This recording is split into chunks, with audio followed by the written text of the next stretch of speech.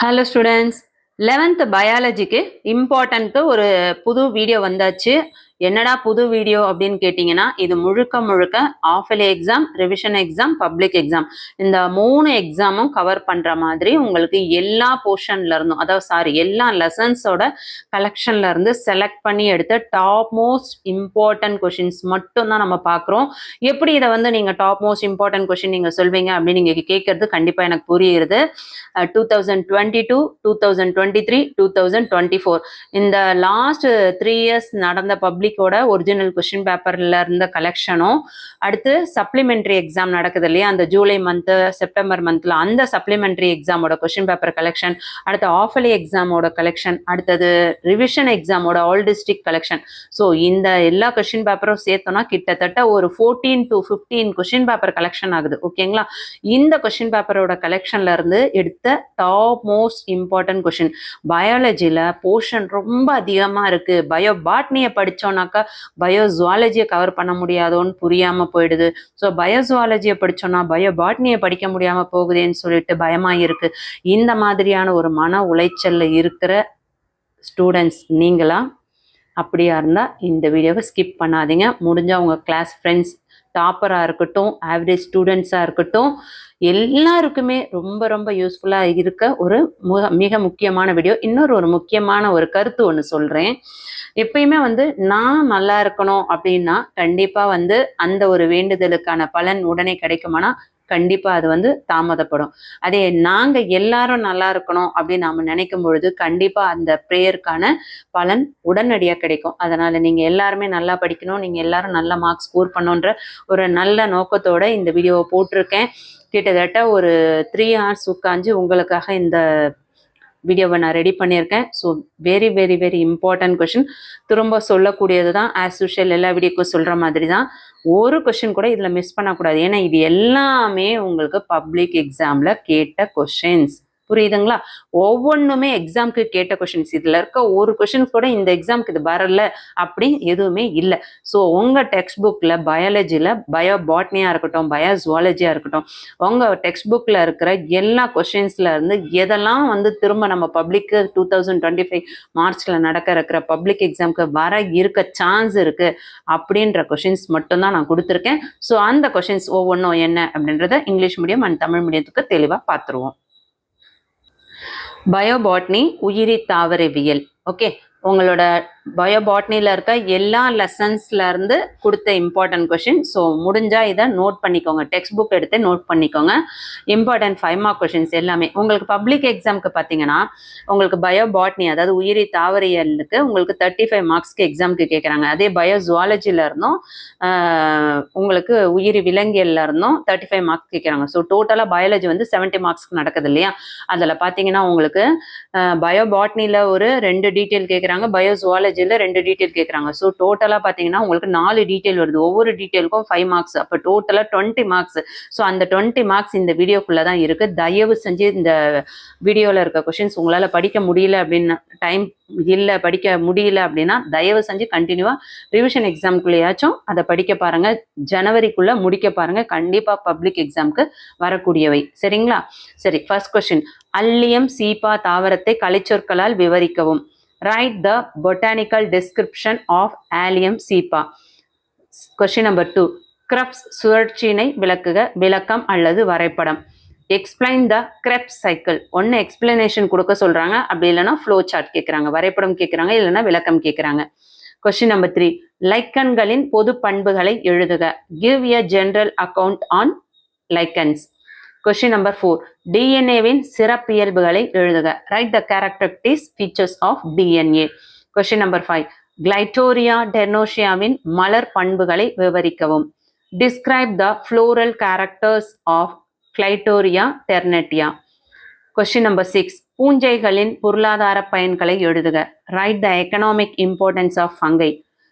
Question number 7. இரு விதை இலை வேருக்கும் ஒரு விதை இலை வேருக்கும் இடையே உள்ள உள்ளமைப்பியல் வேறுபாடுகளை எழுதுக. Write the differences between anatomy of dicot root and monocot root. Question number 8. கேனாங்கின் போட்டோமீட்டர் அமைப்பை படத்துடன் விளக்குக. Describe the structure of Ganong's potometer with a neat diagram. Question number 9. சைட்டோகைனின் வாழ்வியல் விளைவுகள் யாவை? Write the physiological effects of cytokinase. Question number 10. Glycolysis in படிநிலைகளை எழுதுக. Write the schematic representation of glycolysis. Question number 11. தாவர செல்லின் நுண்ணமைப்பை படம் வரைந்து பாகங்களை விவரிக்கவும். Draw the ultrastructure of a plant cell and explain its part. Question number 12. பாசிகளில் பசுங்கணிகத்தின் வடிவம் தனித்துவம் வாய்ந்தது என கருதுகிறாயா? உனது விடையை நியாயப்படுத்துக. Do you think shape of chloroplast is unique for alga? Justify your answer. Question number 13. ஆணிவேர் உருமாற்றத்தை படத்துடன் விவரிக்கவும். Explain taproot modification with neat diagram. Question number 14. ஆஞ்சியோஸ்போம்களின் பூச்சியுண்ணும் உணவூட்ட முறையினை விவரிக்க. Explain the insectivorous mode of nutrition in angiosperms. Question number 15. தாவர செல்லுக்கும் விலங்கு செல்லுக்கும் உள்ள வேறுபாடுகளை அட்டவணைப்படுத்துக. Tabulate the differences between plant cell and animal cell. Question number 16. ஐம்பெரும் பிரிவு வகைப்பாட்டினை விவாதிக்கவும். Discuss on 5 kingdom classification. நல்லா கவனிங்க. இது பார்த்தீங்கன்னா உங்களுக்கு பயோ பாட்னியில் உங்களுக்கு டோட்டலாக 16 கொஸ்டின், சரிங்களா? உயிரி தாவரவியலில் வெறும் 16 கொஸ்டின் தான் கொடுத்துருக்கு.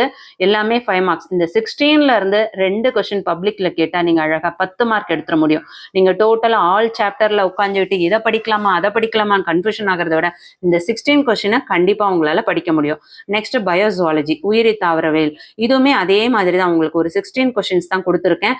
வெரி வெரி இம்பார்ட்டன்ட் கொஸ்டின்ஸோட கலெக்ஷன் முழுக்க தயவு செஞ்சு இதை வந்து வீடியோவாக பார்க்காம இது உங்களோட பப்ளிக்கோட மார்க்ஸாக நினச்சி கண்டிப்பாக இதை படிச்சிங்கன்னா 100% சொல்கிறேன். ஆஃப்லியில் எத்தனை கொஸ்டின்ஸ் யார் யாருக்கு வந்தது அப்படின்னு சொல்லிட்டு கமெண்ட் பண்ணுங்கள். அடுத்தடுத்த ரிவிஷன் எக்ஸாமாக இருக்கட்டும், பப்ளிக்காக இருக்கட்டும், எல்லாத்துக்குமே இந்த ஒரு வீடியோ போதும் 5 மார்க்ஸுக்கு, சரிங்களா? பயோசுவாலஜி, உயிரி விலங்கியல். Question number 1. முதுகு நாணுடைய விலங்குகளை முதுகு நாணற்ற விலங்குகளிடமிருந்து வேறுபடுத்துக.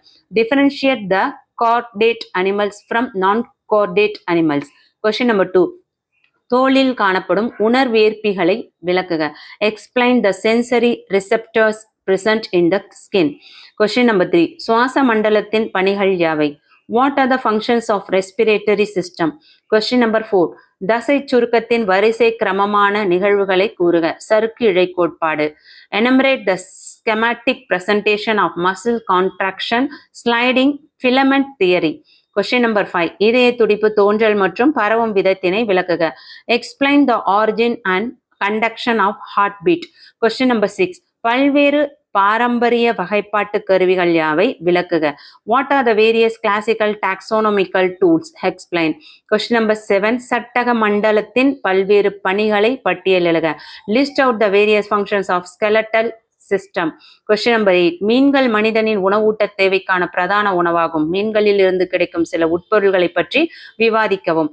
Fishes provide a good staple food to tide over the nutritional needs of. Discuss the various fish byproducts.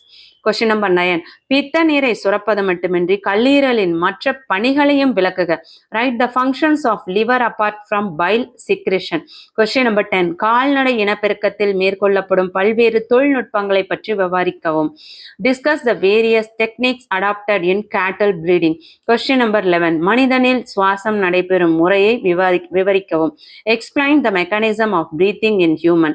Question number 12. முதுகு நாணுடைய விலங்குகளின் 3 அடிப்படை பண்புகளை தகுந்த படத்துடன் விளக்குக. Briefly explain the 3 fundamental distinct features of chordates with a neat label diagram. Question number 13. சிறுநீரகத்தின் நீள்வெட்டு தோற்றத்தின் அமைப்பினை படத்துடன் விவரிக்கவும்.